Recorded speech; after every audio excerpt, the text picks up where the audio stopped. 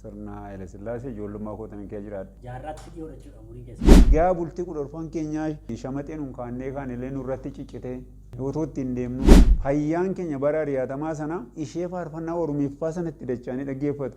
Waldaanii dhiiga qeesiin ijaarame tun taane dhiiga jaarsoliin ijaarame tun taane dhiiga Kiristoosiin ijaarame. Umurii masaatii tokkotti faarfannaa 12 faarfadhee fadhe. Saatii keessatti. Saatii tokko waan jaalamin durgaa. Kiraarri suni yoo xinnaate bitire tokko dheerata. Kiraarri keessa yoo xinnaate yoo kiiloo 25 yoo ulfaate mili kiiloo 25.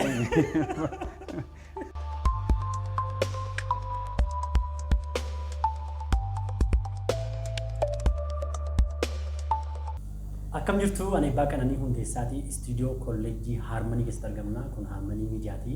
YouTube keenyaaf haaraa yoo taatan subscribe godhaa. Maatii yoo taatan immoo hiriyoota keessaniif share gochuudhaan hojiin kun akka namoota bira ga'u godhaa.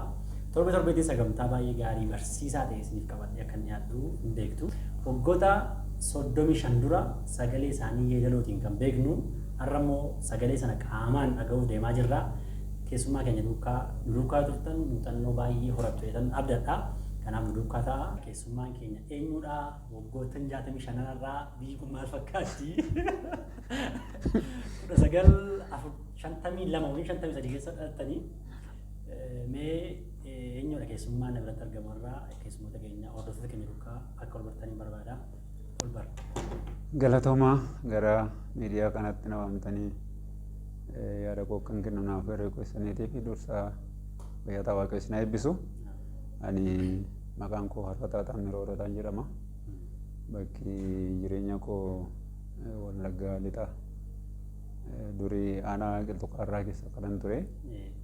Amma garuu gara aanaa Mandiitti haaluma tokkoon jijjiiramee raadde naannoo sana ga'ee jira. Waldaan durkee ture immoo waldaa Waandii Daalleedhama. Achirraa immoo amma egaa deemsuma wajjin kan wal qabatu amma waldaa Guyyoo Sochii Laafta Sargaa iddoo jedhamu keessan jira. Okay.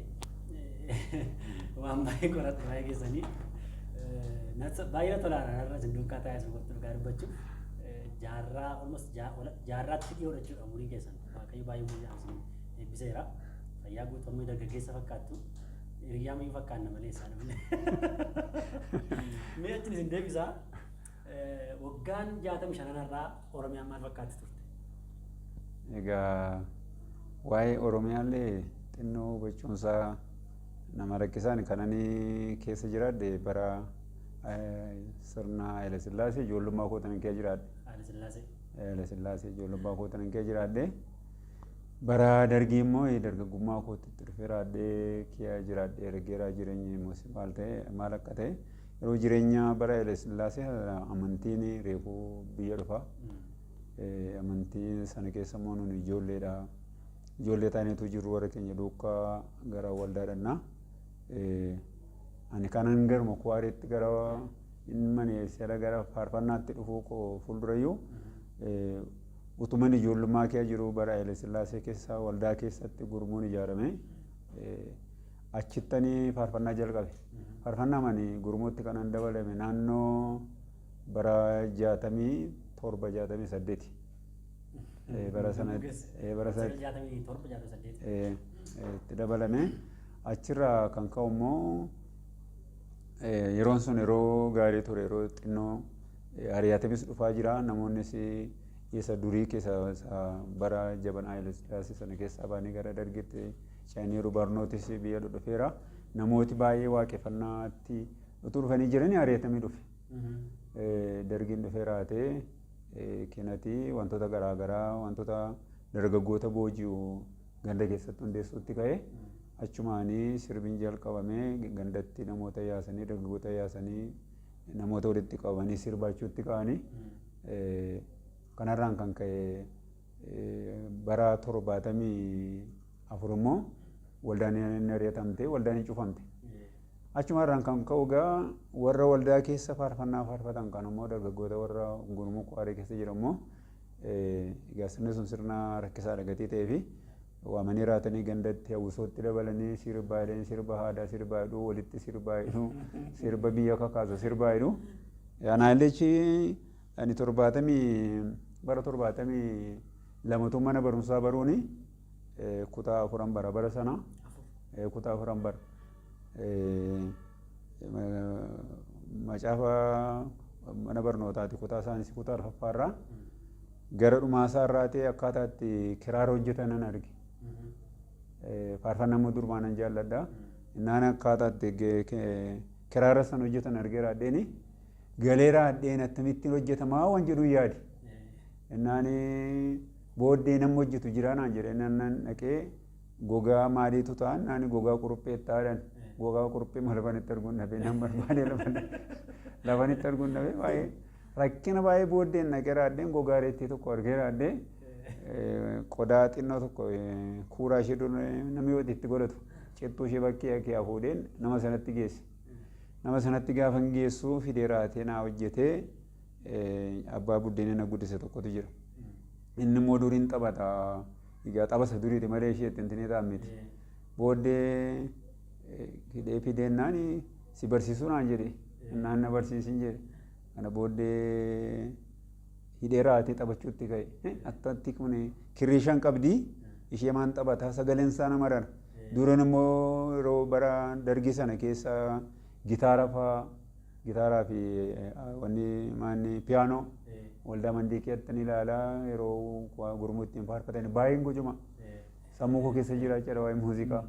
Amma kana booddee na barsiisee yeroo jalqabaa gaafa na barsiisu faarfannaa sana nan irraanfadhe faarfannaa buufata tarree lama qabdu duwwaantiin jedhe. Halkan guutuu ni faarfataa bulee na harkaa baddedhee ammas calmadeen faarfadha ammas jaljedeen faarfadha ammas jedheen utumaan kanaan jiru lafee bari'ee waan sun sammuu kootti qabate. Gaafa inni sammuu kootti qabatu duukaa bu'eenis immoo isa kirrii 5 ture ani immoo 6 gochuuttan ka'e 7 gochuuttan ka'e. Achirraa ka'ee raadhee muka soofee raadhee muka gurguddaa soofee akka gitaaraa kanatti hojjedhee nannaa ta'uu didee na rakkise.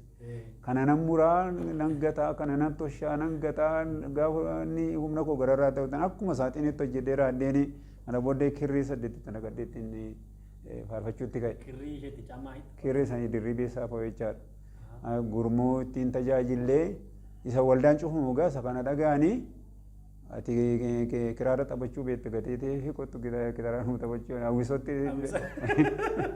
hawwisootti dabalamennaan ani beekema sirbu silaamu isaa yoo waldaa makeettan gudda gadheeteef isa namoonni sirbanii isa namoonni maal jedhan beekon.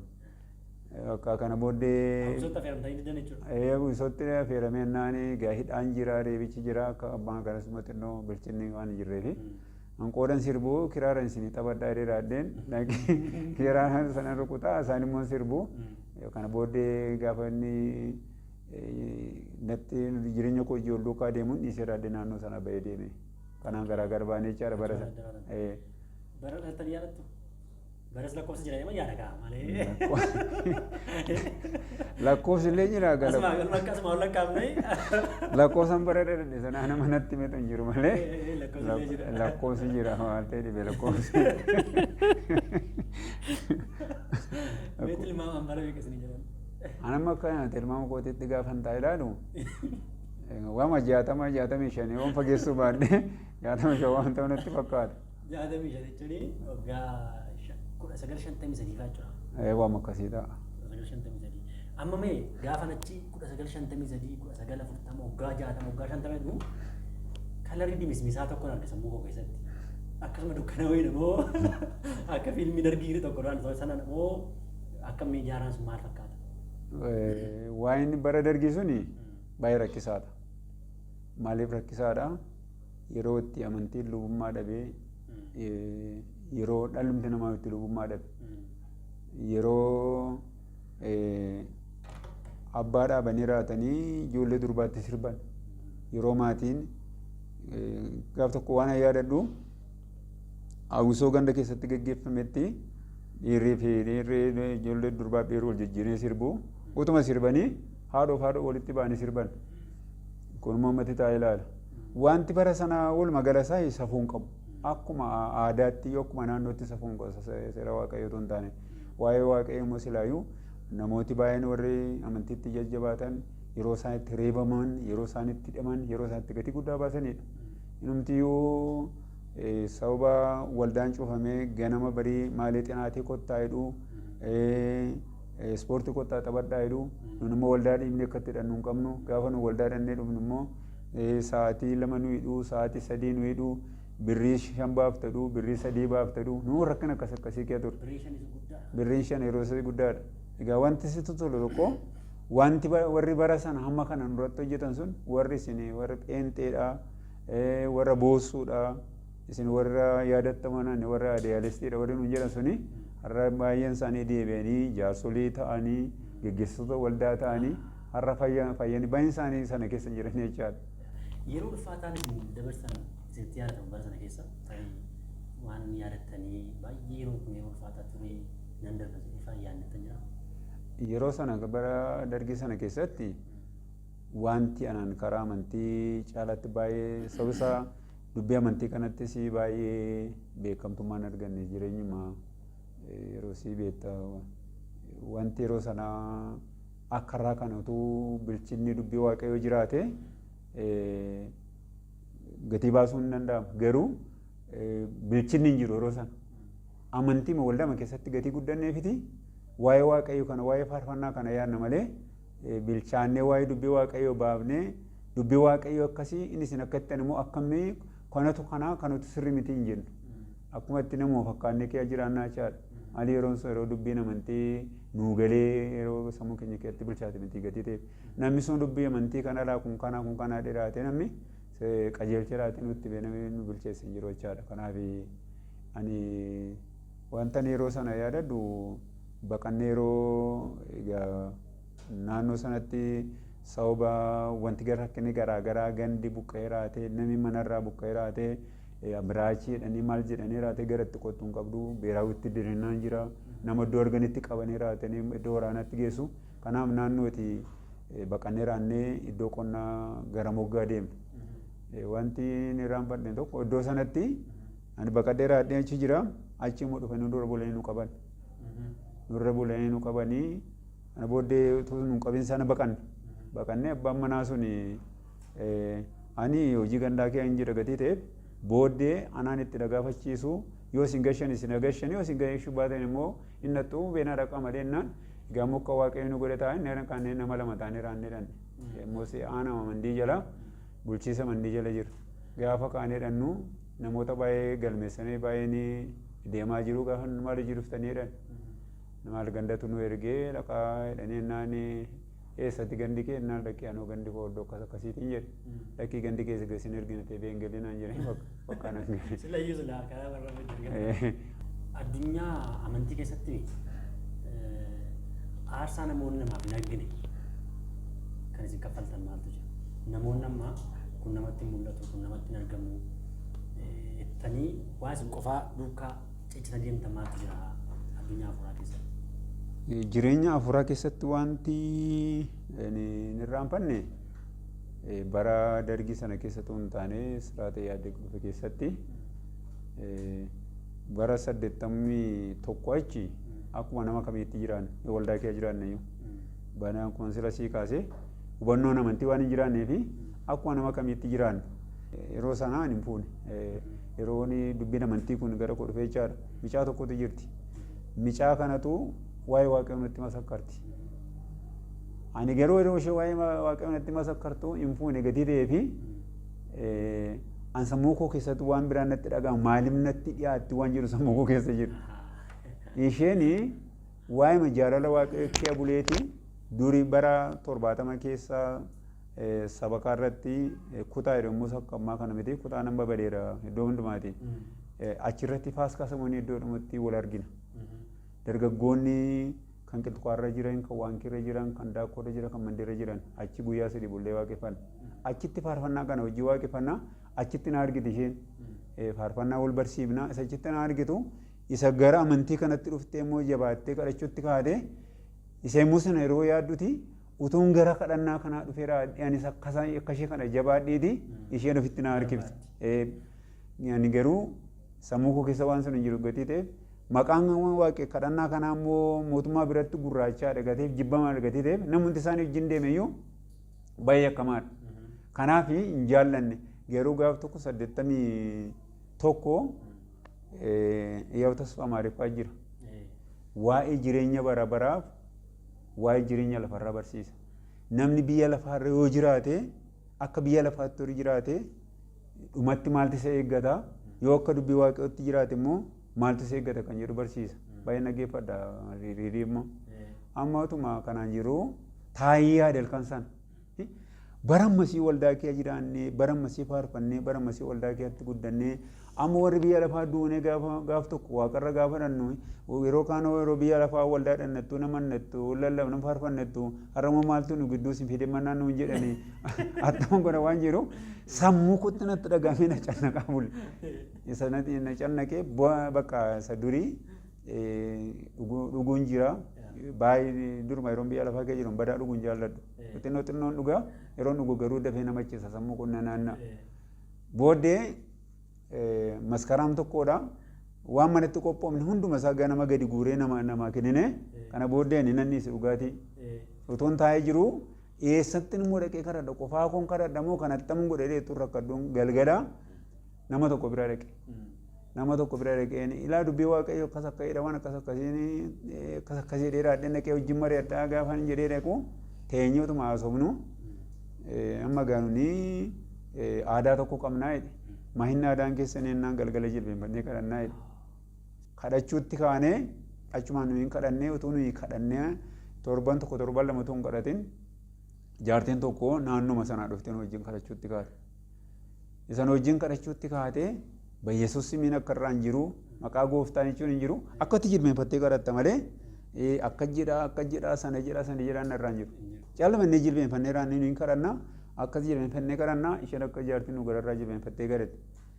Otuma jilbeenfattee kadhattu hayi anis akkasii kanan jaalladha eessuma akkasii kanan jibbaasetti oluma taaltee lafatti rukutamte.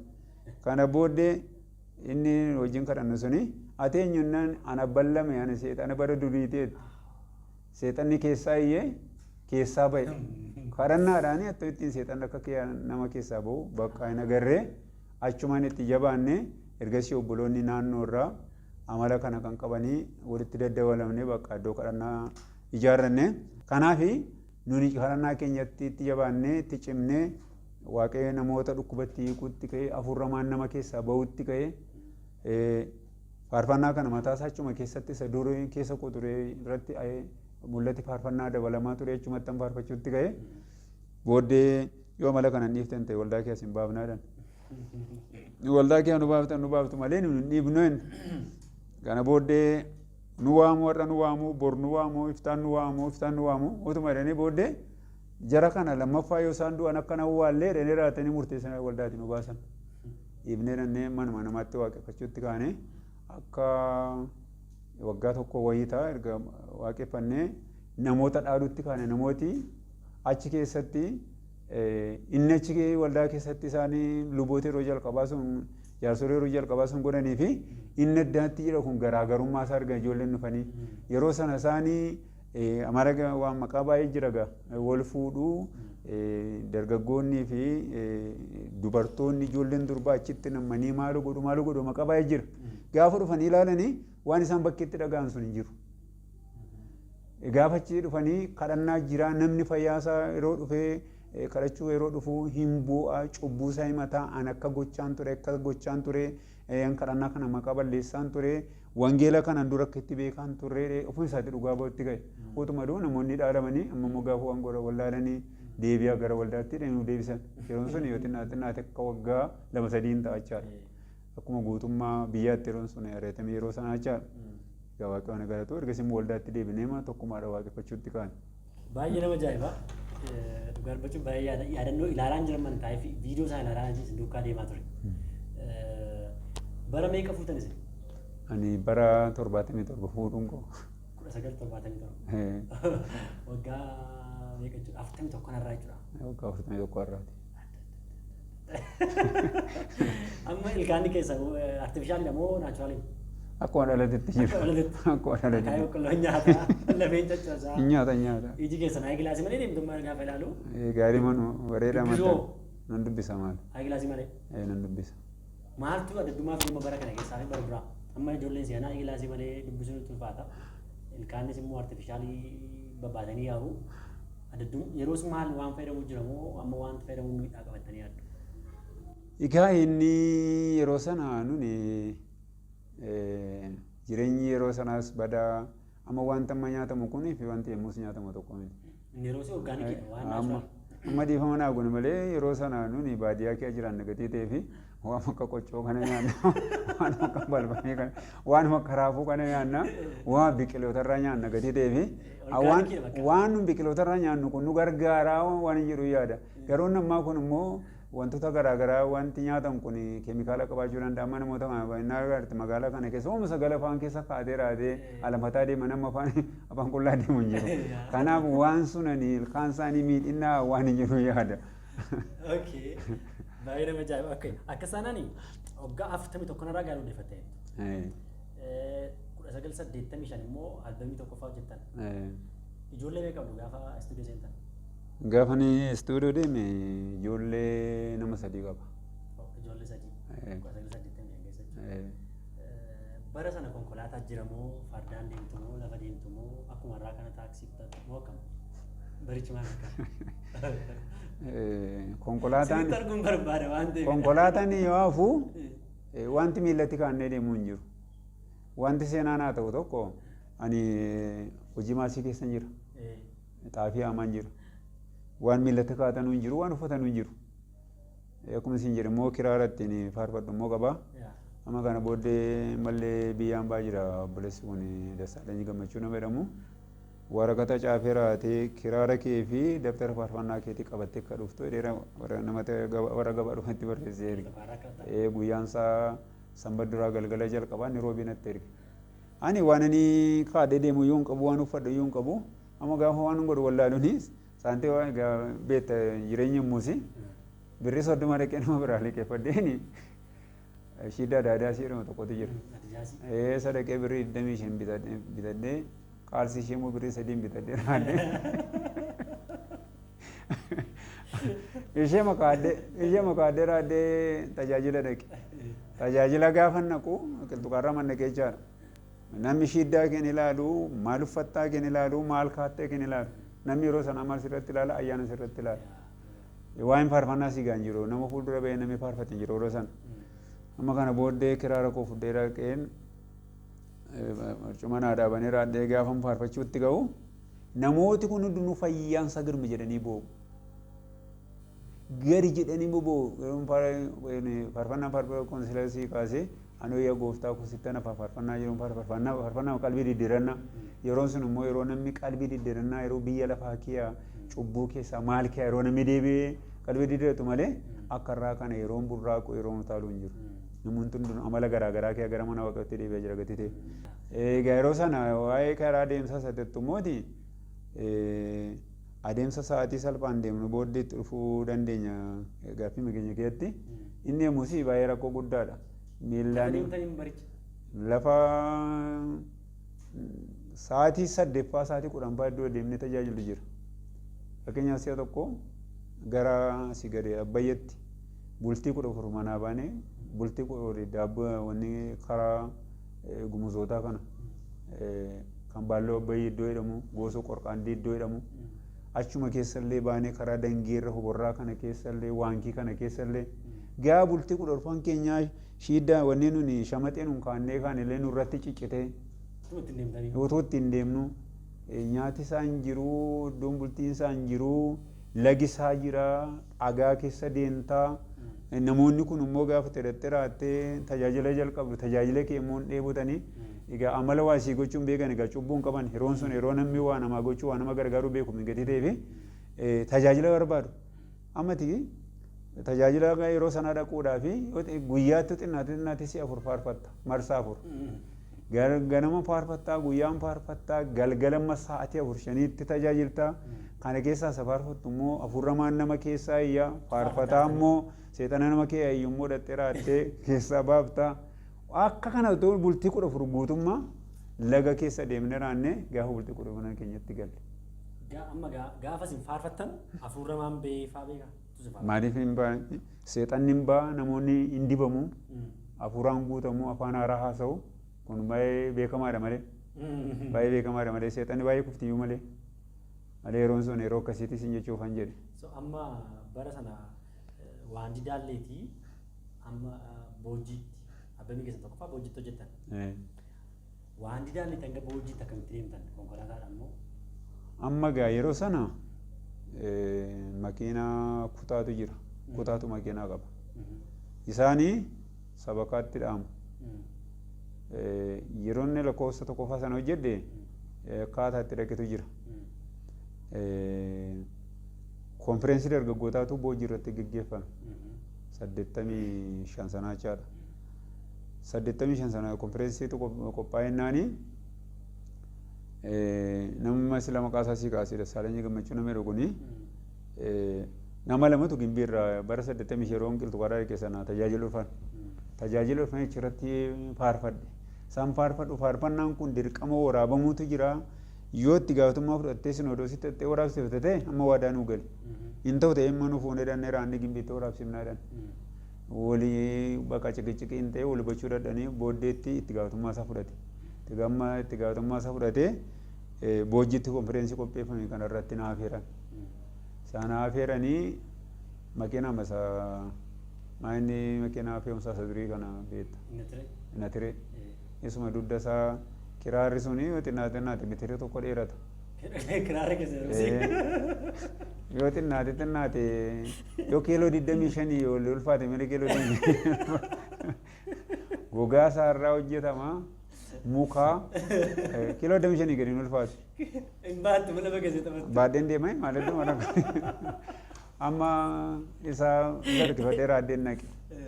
Isa makiinaa sana yaabbannee raannee dhannee akkuma sii kaasee alli jiru gaa badaan sirrii mini namnis akkuma sila sii kaasee namni waa'ee wayyaa kee waan tuffattu hin barbaadu ayyaanuma keessarraa barbaada.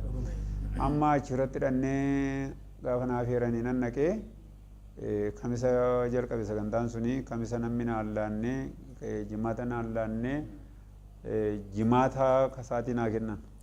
Isayyuu nama ta'e amma kiiboordii duukaa deemuu hin danda'aree meeshaa duukaa deemuu hin danda'aree dhanii raatan hin tinee ta'u ani amma naa kennu wadhee raateen kiraara koo harkifadhee man naqee ta'a namoonni akka nama waan du'aa galagalee raateen harkatti ilaala achi mogga gara gadeen immoo ta'a amma naan fuudhee fuulduratti ka'e lafa sana kiiboordiin jira saayikisooniin jira akoordiyooniin jira gitaarri jira waan meeqa jira jechaadha namoonni kwaariin biraa kan ittiin faarfatan akka sodaadhee man gajjallaa ta'a namoonni mana harkatti ilaalu.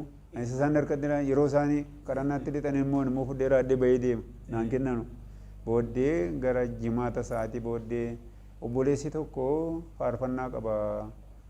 Dhanii kanatti aansee faarfataa jedhan. Kiraara koo harkisee gaafa hin ka'u sibuun sun hunduu rakkatti wal ga'ee raatiin harkatti ilaali. Akka raaddee maayikiitti naannessanii gaafa kiraara koo rukutee faarfachuutti ka'u ammoo deebisanii dinqisiifatan. Dinqisiifatanii faarfannaan kunii Proogiraamii abiddatti naannanii galgala waaqeffatantu jira. Achitti itti dabalamu maleedhaan achitti nan faarfadhee kana booda isa achitti faarfadhu hin galtu jedhanii raatanii faarfannaan kun waraabamaadhaan bakka achumaan walga'iin sun gaafa waaqeffannaan sun gaafa raawwatu warri kaan hin galanii achitti hafiidhan. Attamottan afaan manatti hin galuu dhiisan waraabuun hin beekan. Attamottan hin galan bakka wal finnee wal lollee namichi tokko jira malee lafa inni jiru hin beeku. Dhufee makiinaa irraa miila koo qabee gadi harkise. Hin deentu jedhee kan akkas akkasii namni naan jedhan jira jechaadha. Maaliif naan biftanii nan gadi bu'ii naan jedhan. Bakka nan hafee halkan sana qaajjaamaa bulee boriisaa sa'aatii 7 booddee ammas waraabamu namni naan jedhan jiru. Kottuu naan jedhee na waaman. Gaafa dhufu wanni irraati makaniisaa dhufu warri waraaban ilaallaan isaan meeshaa sirreeffatanii taa'u faarfannaa faarfattaa jiran dabtarii yabbanii raaddeen umurii masaatii tokkotti faarfannaa 12 faarfadhee fadhe. Sa'aatii tokko waan jaalamini dhugaa. Albamii tokko guutuu umurii sa'aatii keessatti. Umurii masaatii tokko jaalamini kanan faarfadhe. Faarfannaa godhama. Kanumaanii. Albamii keessatti lammaffaa eessatti jettan?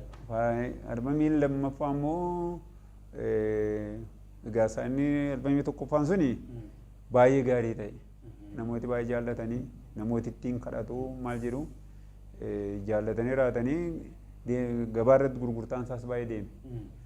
Waama isa 86 immoo lammaffaa qottoo waraabee na waaman. Achumatti boojjimatti. Boojjitti na waamanii isa na waaman sanaa meeshaa isaa yeroo sana ittiin nama isa jalqaban waraabee dhufe miti. Nama biraa dhufe meeshaan isaa saaraadha. Akkaataa isaan ittiin dinee ta'an sunis sirriin turre. Cal jennee maa ilaalchan goone akkuma ittiin waraabne. Gaafa sana febeen hojii waraabne febeen deebitee riigootee raattee irra deebitee raattee isheen irra finfinnee deebitee raattee waraabde. Ankoo akkuma sanatti akkuma waraabetti gadhiisan miidiyaa irratti yeroo ka'u badaa gaarii hin taane chaadhanni lammaffaan suni isarratti xinnoo ishee gaaffii godheen ture.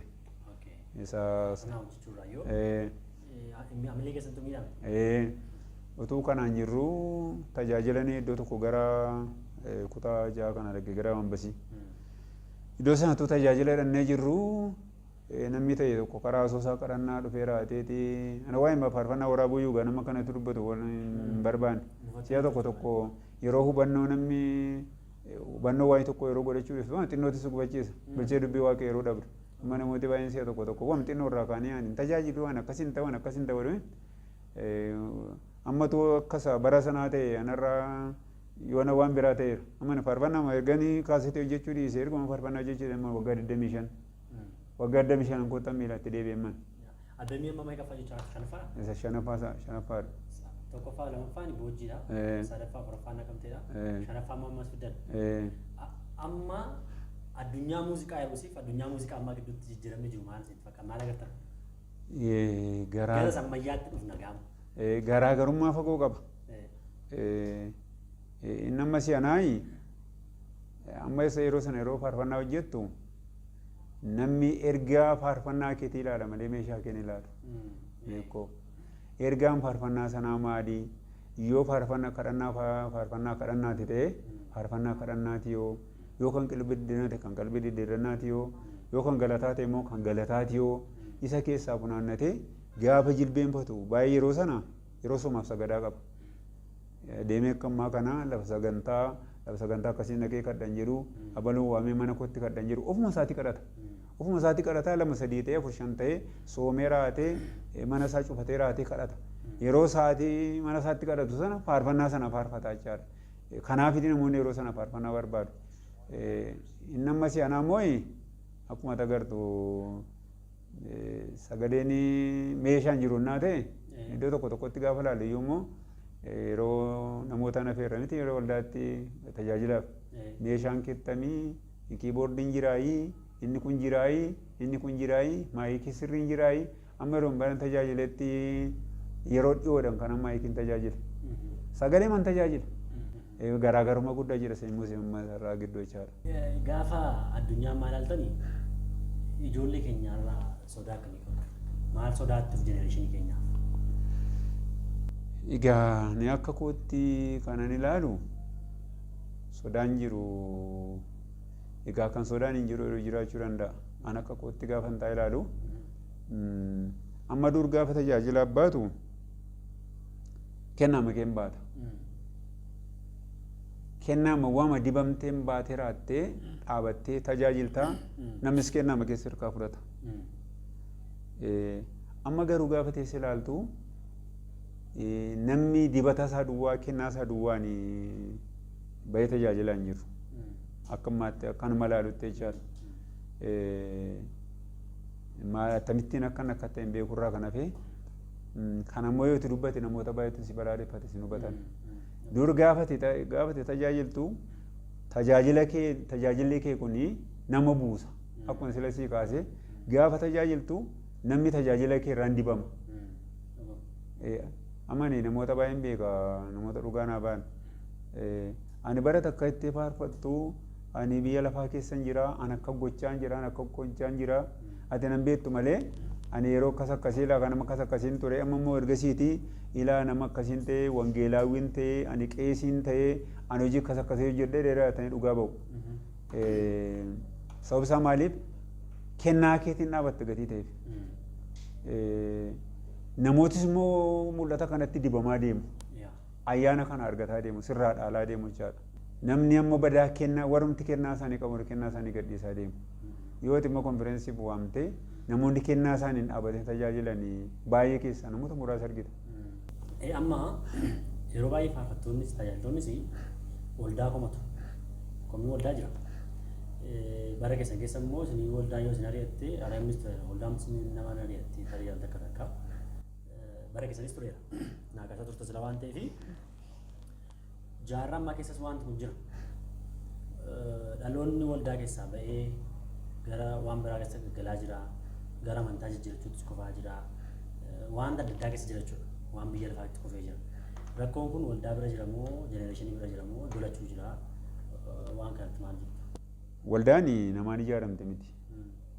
Waldaan dhiiga qeesiin ijaarame tun taane dhiiga jaarsoliin ijaarame tun taane waldaan dhiiga eenyuun ijaarame dhiiga kiristoosiin ijaarame. An akka waldaa keessatti rakkinni natti ka'uu fi namni yeroo jalqaba waldaa dhiisee deeman. An amma yeroo baay'ee waama hin taane waama naannootti namoonni gatii jireenya kee beekaniif namoonni irra basirraa qabaachuu dhiisu mirga kee dhiibuu waama itti qabdu kana jireenya baadiyyaa beektaa sitti gubuu miti. Yeroo kana gaafa lakkee inni kun kana yeroo jaarsummaa maalitti faarfannaan kee fa'aa maaliiti faarfannaa maalii faarfata faarfannaa seexanii faarfata yeroo naan jedhan jiru. Yeroo akkasii kana garuu amilee keessan hin miidhama. Akkamittiin addunyaa amantiitti cimtanii haftan? Maaliif ni cima beektaa?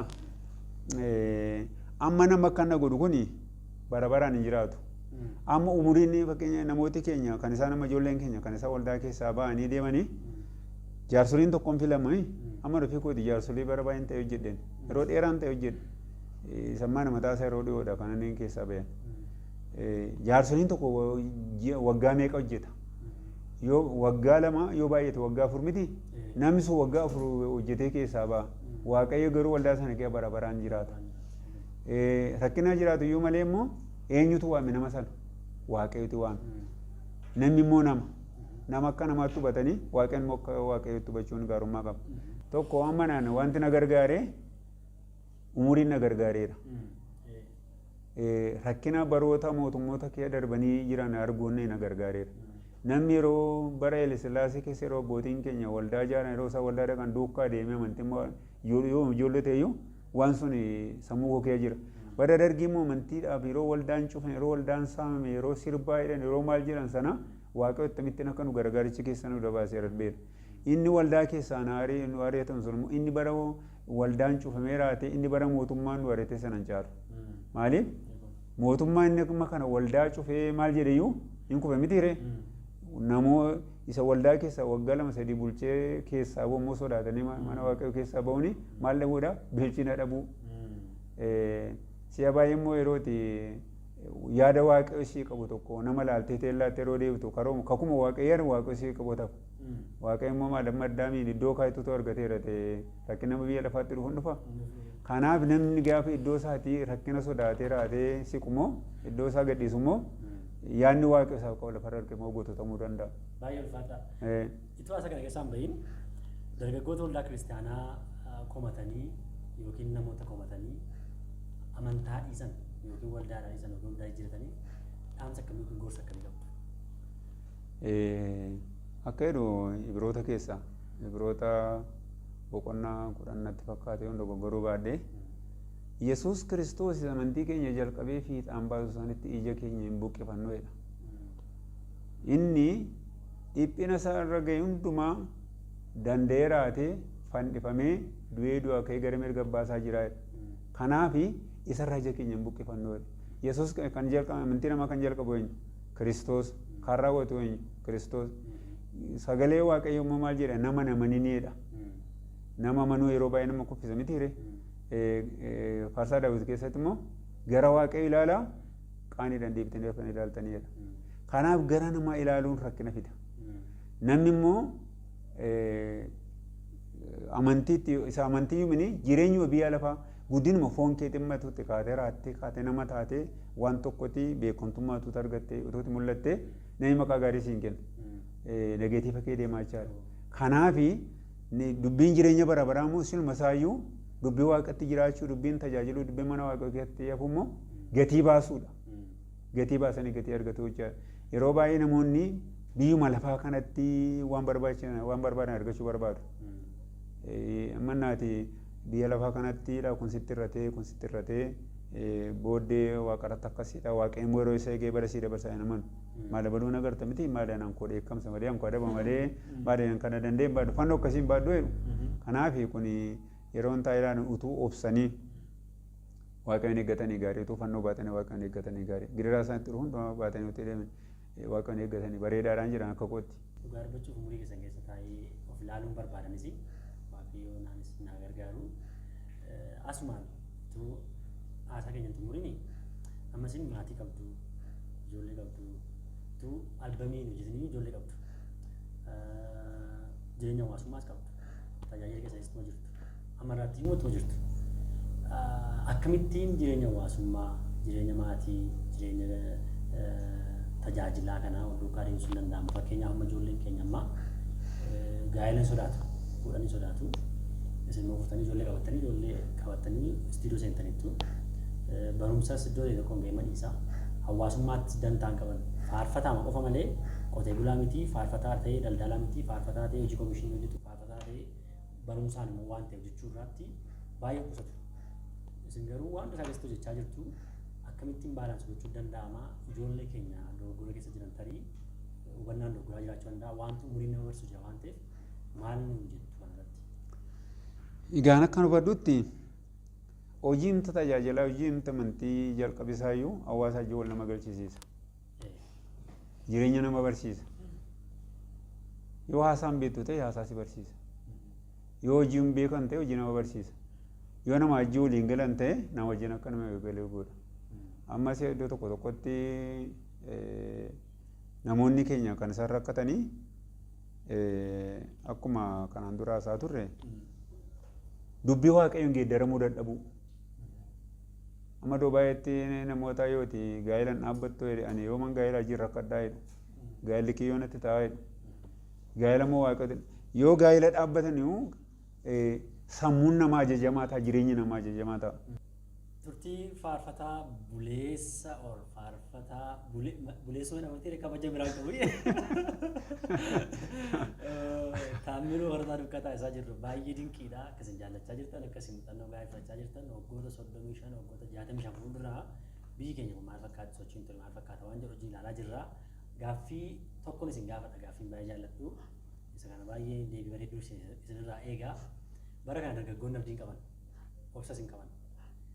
Dargaggoota isa ta'uu maanguddoo ta'anii namoota abdii kutannaa keessa jiraniif dhaamsa akkamii qabdu? Dubbii waaqayyootti abdiin kutatamu. Sababni isaa jireenya waan ta'eef. Dubbii waaqayyoo biyya lafaatti kan itti jiraatan dhiisan miti. Akkuma sagalee waaqayyoo irraa arginu amantiin waan ijaan hin argine akka waan arganitti lakkaa'u waan hin jirre immoo akka waan jiranitti jira jireenya fudhachuudha. Sababa amantiitiif namoota baay'ee bara dur turanii fi dhugaa ba'ameeraa fedha. Ibroota boqonnaa 11 irratti godhattee ilaalte. Dubbiin amantii dubbii jireenya barbaraatti abdii hin kutatamu. Maaliif hin kutatamu? Akka biyya lafaarraa namni nagadee baratee daldalee jiraatu miti.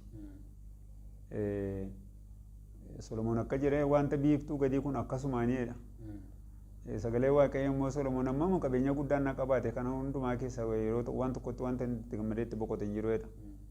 Kana yeroo jedhu biyya lafaatti hojjechuun biyya lafaatti daldaluun barachuun waan kam jireenya nama tokko barbaachisu jiraachuun hin barbaachisu gadheedhaachuu miti. Haa ta'u inni kun dubbii waaqayyoo akkasa kan biyya lafaa miti.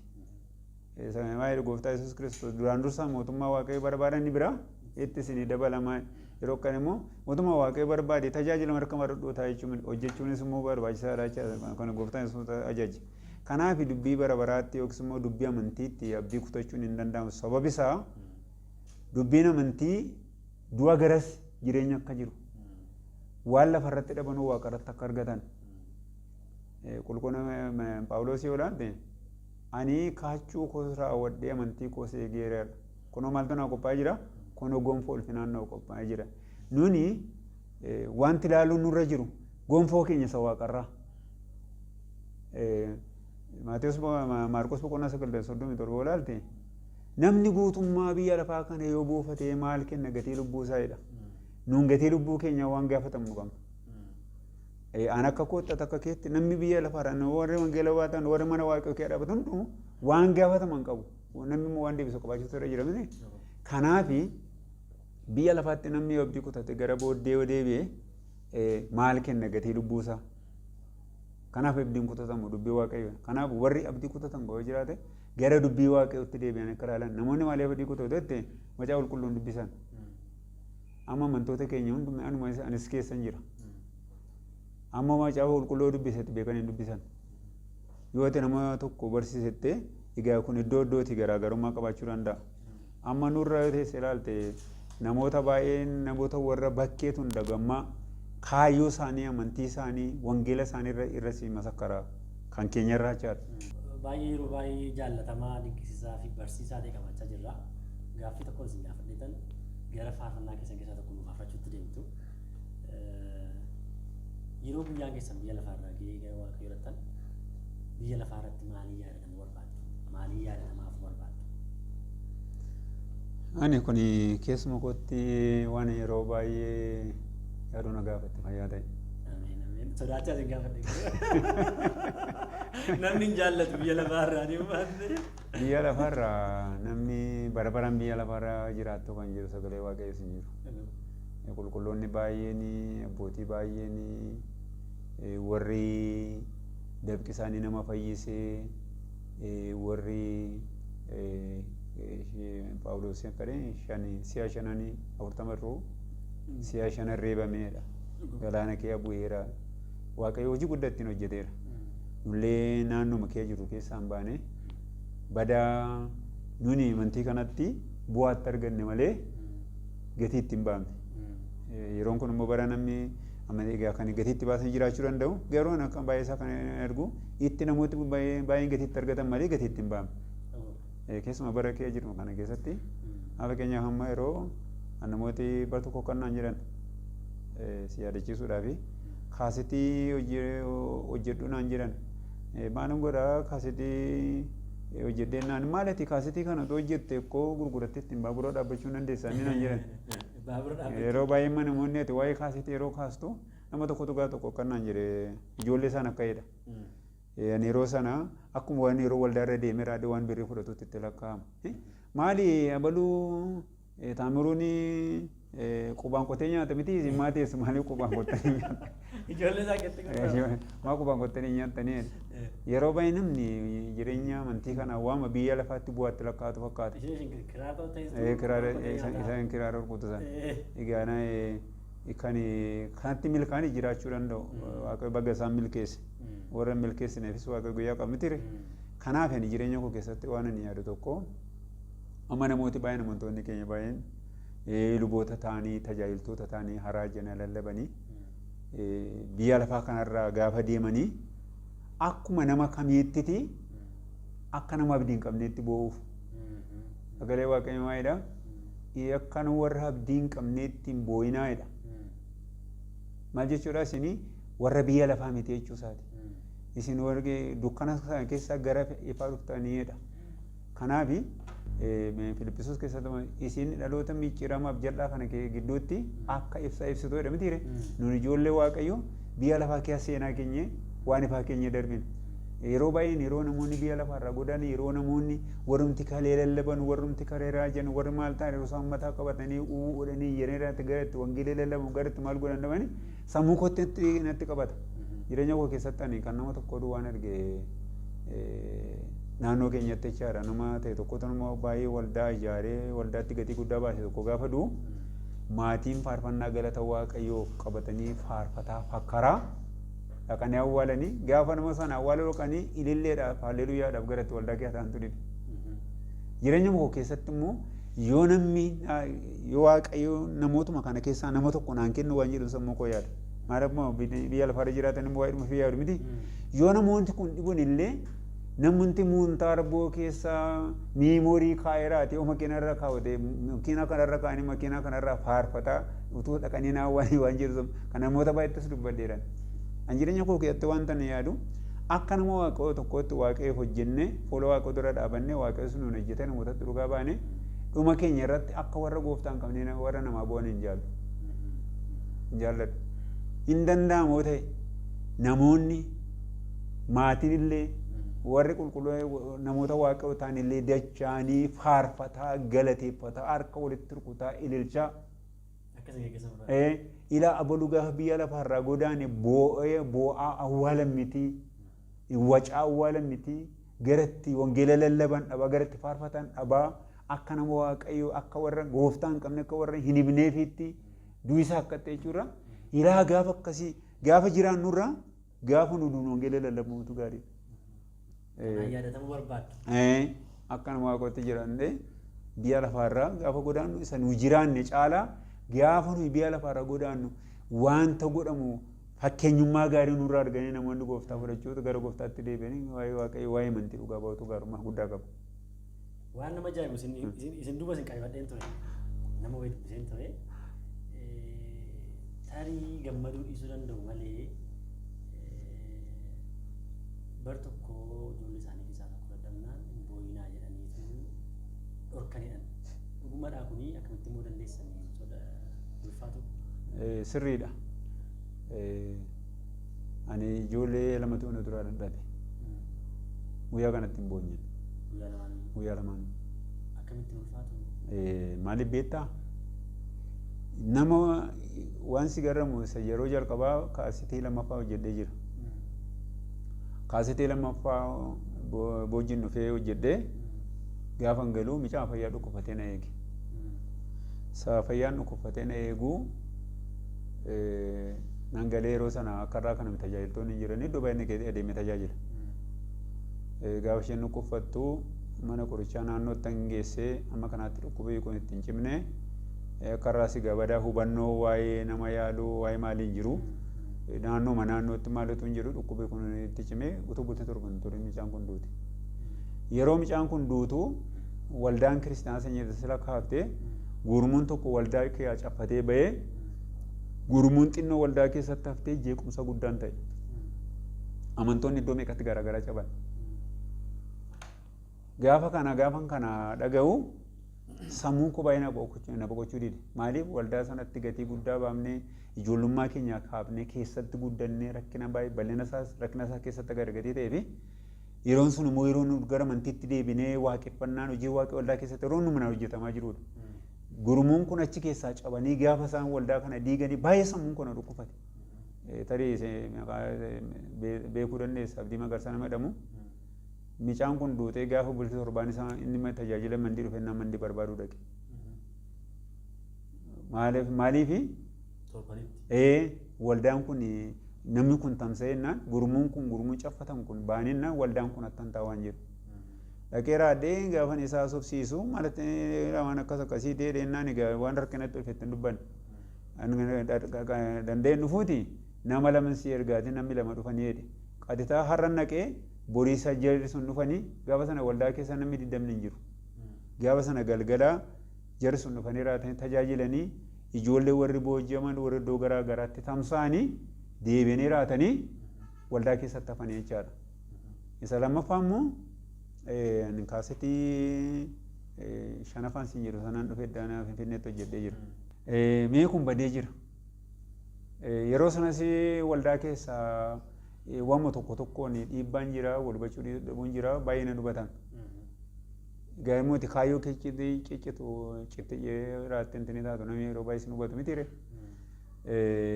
Na hubatanii booddee anis rakkinni kun natti dhufee wayifadhee kanarra akkadhee akkasan ta'ee dheeraadhaan tina furuma godhafadheen taa'e. Booddee waldaan dur baay'ee gargaara itti dadhabe tokko bara ari'atamaa dhannee ari'atamnee maal jennee ijaare tokko jira. Waldaan sun buna qopheessee irbaata qopheessee naa kadhachuu dhufan. Egaa rakkina yeroo sana kee darbe baay'ee isaan naasa'e warra yemmuu sana wajjin deebinee jaalala taaneerraa nagaa taaneerraa ufuma madaa namatti kaasuu taanee rakkanna godhe jechuun. Kanaaf dhufanii raatanii na jajjabeessanii naa kadhatanii raatanii ilaa waldaatti kee jirtu keessaati waamicha siitaa wanta badeetu jira gatii ta'ee fi waan badee kana immoo siinan sirreessaa gaafa dhufanii waaman hin didinii naan jedhe Waaqayyo. Gaafa bultii 14tiin mucaan dadhabee jira. Kana booddee akkuma sana gaafa bultii 7 dhufanii dhaqiitii Finfinnee dhaqee nu biteedhaan jala hin deebine. Gaafa bultii 14 danee Finfinnee dhufee raaddeen mi'a sana bitee raaddee ayyaana ganniiti. Har'an dhufee har'a galgala biteen borii isaa deebi'ee gaafa guyyaa arfaffaa dhaqanii hidhatanii ittiin ayyaana gannee oolan. Guyyaa tokko taa'ee biddeen gaddaa guyyaa 2-3 nyaanne. Baay'ee kun baay'ee ayyaana waaqayyoo nama duukaa ta'uu agarsiisa. Malee namni danda'u amma inni ulfaata miilli isaa baay'ee ijoollee dhabanii akkas jajjabaatanii amma kana aarsaa kaffalu jechuun dhumaa hafuura qulqulluu yoo nama gargaare. Waan godhe gooftaa godhe. Waan ani immoo waan kana deebisuu hin danda'u. Nutu gara isaa dhaqa malee deebi'uu hin danda'a. Kanaaf namni immoo jireenya keenya irraa baruutu irra jira. Nu ilaalee warri biyya lafaa warri boo'anii warri gaddanii warra gadda irratti cimsaa deemanii nu ilaalanii baranii raatanii waan nurraa baruu jira waan jedhu akka ittiin ijoollee kanallee itti dhugaa bahe. Baay'ee dinqiidha. Waaqa sana eebbisu baay'ee umurii keessan ammas dachaa isin dabalu fayyaa guutuu duukaa. Faarfannaa keessan keessaa isa baay'ee jaalattanii isa namoonni beekan tokkotu hordoftoota keenya nu affeertanii gitaaras jira waan ta'eef ni faarfannaa.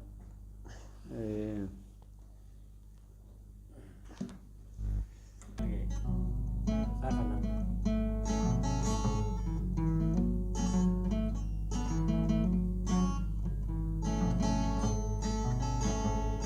Irree bakkasaa waaqa keessaanii Lukiyaa simatu aarsaa keessaanii Fagoo jiraati waaman nagaa Taariin beekanii hin nufataa Kan koo waaqni koo waaqa dhugaadha Godhii jedhes waaqa jetuudha Arguudhaaf jirtu humna waaqayyoo Yaa warra ba'aadhi isinii wayyoo Irree bakkasaa waaqa keessaanii Dhufee asimatu aarsaa keessaanii Fagoo jiraati waaman nagaa Taariin beekanii hin nufataa Ankoo waaqni koo waaqa dhugaadha Godhii jedhes waaqa jetuudha Arguudhaaf jirtu humna waaqayyoo Yaa warra ba'aadhi isinii wayyoo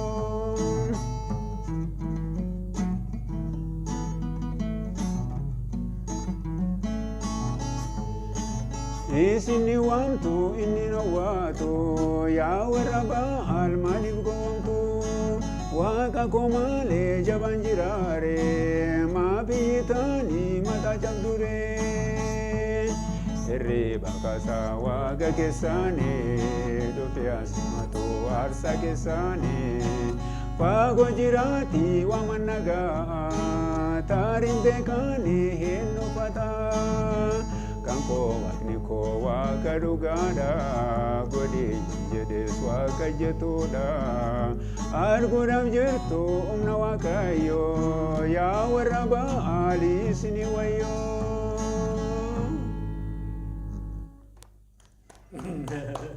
Baay'ee namatti tola dhugaa dubbachuuf. Gitaara eessatti barattan?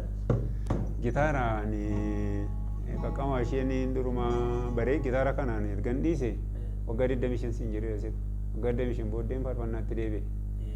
Gitaara kanas ergan dhiise tureeran akka ammaa kana tuun taane too kan kooteetu mana ta'e baay'ee nan taphadha ammoo tokko.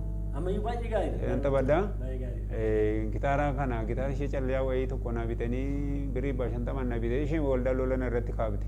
Isheen harkatti dullomte nan gatee lammaffaa gitaara hin binne. Alaana kana garuu waaqayyoon na gargaaree gitaara bitadhee gitaara bareedaa bitadhee birrii 35 bitadhee raadhee manatti halkan nan faarfadhaa guyyaa nan faarfadhaa bakka amma faarfannaan akka biddeen gootee natti tola baay'ee. Nama bakka dhiibuu keessa ni geesse. Baay'ee waaqayyoon na gargaare. Dhagaa waaqoo si gammachiisee dhagaa waaqoo si gargaare. Dhugaa dubbachuuf har'a sagantaa dinqii seenaa gaarii waan nama hamileessu waan nama barsiisu hedduu qooddadha namtuyyuu. Hordoftoonni keenya baay'ee akka isaan barataniif akka isaan irraa muuxannoo irraa shakkii hin qabu baay'ee gammadeera. Dhumarratti waan jettan qabdu yoo ta'e yeroo siif kennaan qabdan taanaan sagantaa keenya godha. Dhumarratti wanta ani dubbadhu tokko waaqayyo guddaa isin haa eebbisu. Ameen. Barri kuni bara xiloomaa lafee fakkaata. Bara inni milkaa'ee inni karaa argate inni diree argate yeroo itti fiiguudha malee. Yeroo namni teellaa isaa deebi'ee eenyutu jira abaduu eessee ture seenaan maal fakkaataa namni jedhee teellaatti galagaluun gaafa daawwiti miti gaafa taa'ee barcumatti ol ba'u namni caccabaan qomoo isaa ol keessaa fi jiraawoo jiraannaani nama caccabaa tokkotu mana namaa jira malee hin jiroo innaan isuma fidaa jedhe gaafa fidu immoo waraddaa hiree miti bara kana bara namni walitti wal yaadatu miti Amma tajaajiltoota baay'ee kan yeroo bara ari'atamaa bara rakkinaa bara haala mijanne namoota baay'ee wajjin tajaajillee namoota baay'een beeka. Har'a garuu si'a tokkotti kun namootumti iddoo garaa garaatti daddawalanii namoota warra tajaajila koo beekan malee warra wajjin tajaajilan maraatan namni tokko nan yaafane naan. Namootuma kanatu si'a tokko mo'aatti daddawalee nama akkasii dhokatee jira nama akkasii kana baduun waamtanii haasofsiiftu miti haasofsiiftanii jedhanii naan mo'aan si'a tokko na waamee haasofsiisa. Ayyaana kana waaqayyo siif habaayisu. Namoota fuula waaqayyo dura dhaabatanii hojii waaqayyo hojjetanii haalli kan hin mijanneef jiraachuu danda'u. Ayila waaqayyo na galatu har'a naan jiraadha badama waan natti bade tokko hin qabu. Waaqayyo maqaan isaa ulfaatu mana waaqayyo keessanis jira. Dandeessuma hin jiraadha bada rakkadee rakkinni koo bakkee bahee waan mataa nama naannessuun gochaadha. Jireenyuma kana ayyaanuma kana baatanii ani waldaan kee jiru naannoon kee jiru kee ayyaanuma kana baatanii jireenya kan itti bade hamma kana ammoo gurmuu kee kan ta'e waldaa kee kan jiraatanii ajajamanii rakkina waldaa keessatti irra ga'u baatanii kan ta'an daariin qaban. Waaqayyollee akkuma kana guyyaa isaa eegee dandeettii isaas mul'ata isaas karaa isaas sii kenne jara kanallee waaqayyo guyyaa isaa eegee tu bakkeetti baasee tu mul'ise. Ayyaani kana ammoo namoota akkuma waaqayyo kana sii kenne qalbii namoota baay'ee banee agartuu namoota baay'ee banee namoota kana barbaadanii iyyafatanii tu gara miidiyaatti baasanii ilaabaluu nama waaqatti barakasii fuula waaqa dura dhaabatee ture. Amma immoo waada takka godhe kanaaf amantoonni keenya yoo waa gochuu dadhabdaniif illee kadhaa fi jireenyuma gooftaatti jiraatu illeetu jedhame ani kun bu'aa guddaadha inni kun isa barbaachisaa wanti biyya lafaarraan darba. Amma kun hin badu dhalootatti darba. Kanaaf ayyaana kanallee waaqayyo si haa eebbisu wana illee amma kana meeqa dawaltee warrallee kanaaf itti wal agarruu fi carraa kanallee yaalee kanallee godhanillee waaqayyo isaan haa eebbisu jedha. Warra ijoollota warra miidiyaa irra ta'anii asii asiin kun nutti gaggalagalchee nu waraaban kanallee waaqayyo guddaa isaan haa eebbisu jedha. Eebbifame. Thank you. Baay'ee ulfaatu barbaachuu baay'ee gammadanii baay'ee jaalladheera. Egaan sagantaan keenya baay'ee barumsaaf muuxannoo guddaa argattan kana fakkaata ture. Ogeessonni kaameraa keenyaa Gadaagalaan kenna waaqa lakkisee nu bira jiru. Asumaan saawundiidhaaf daayirektara akkasuma laayitiidhaan immoo obboleessi keenya Elsaayi nu bira tureera.